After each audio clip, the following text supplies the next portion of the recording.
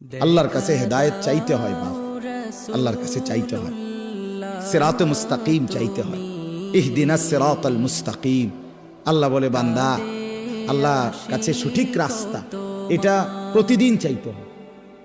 আমাদের প্রিয় নবী সাল্লাল্লাহু আলাইহি ওয়াসাল্লাম যিনি হেদায়েতের রাস্তা চিনাইতেন, যিনি আল্লাহর পথ বলতেন, সেই তিনি পর্যন্ত আল্লাহর কাছে হেদায়েত চাইছেন।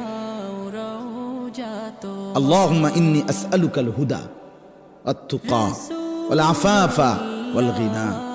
আল্লাহ আমি হেদায়েত চাই, আল্লাহ আমি তাকওয়া চাই, আল্লাহ আমি চরিত্রের পবিত্রতা চাই, আল্লাহ আমি দুনিয়ার প্রতি অমুখাপেক্ষিতা চাই। নবীজি বলছেন, নবীজি বলছেন এটা দোস্ত। আল্লাহ রাসূল হেদায়েত চাইতেন, আল্লাহুম্মা আলহিমনি রুশদি ওয়া আইযনি মিন শাররি নাফসি। নবীজি দোয়া করতেন, আল্লাহ এই ব্যাপারে কোনটা সঠিক, এই রাস্তাটা সঠিকটা আপনি আমারে ইলহাম করে আমার দিলে ঢাইলা আমার দেখায় দেন।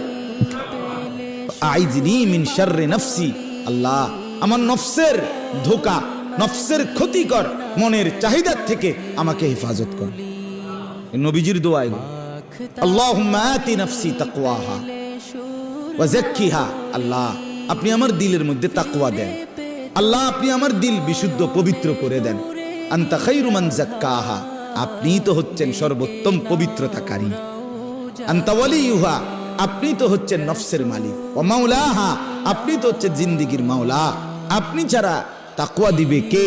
আপনি ছাড়া হেদায়েত দিবে কে? মাওলা আল্লাহুম্মা আসলিহ লি শা'নি কুল্লা ওয়া লা তাকিলনি ইলা নাফসি তারফাতা আইন। রাসূলের দোয়া, আল্লাহ আপনি আমার জিন্দেগিটা ঠিক করে দেন, আমার রাত ঠিক করে দেন, আমার দিন ঠিক করে দেন, আমার নামাজ ঠিক করে দেন, আমার ওযু ঠিক করে দেন, আমার হাসি ঠিক করে দেন, আমার কান্না ঠিক করে দেন, আমার দুপুর ঠিক করে দেন, আমার স্ত্রী সন্তানের সাথে সম্পর্ক ঠিক করে দেন, আমার মনিবের সাথে সম্পর্ক ঠিক করে দেন, আমার কবর ঠিক করে দেন, আমার আখিরাত ঠিক করে দেন, আমার বাজার ব্যবসা আয় উপার্জন ঠিক করে দেন। আল্লাহ সব ঠিক করে দেন। আমারে আমার মনের চাহিদার উপরে এক সেকেন্ডের জন্য, এক পলকের জন্য থাকতে দিয়েন না।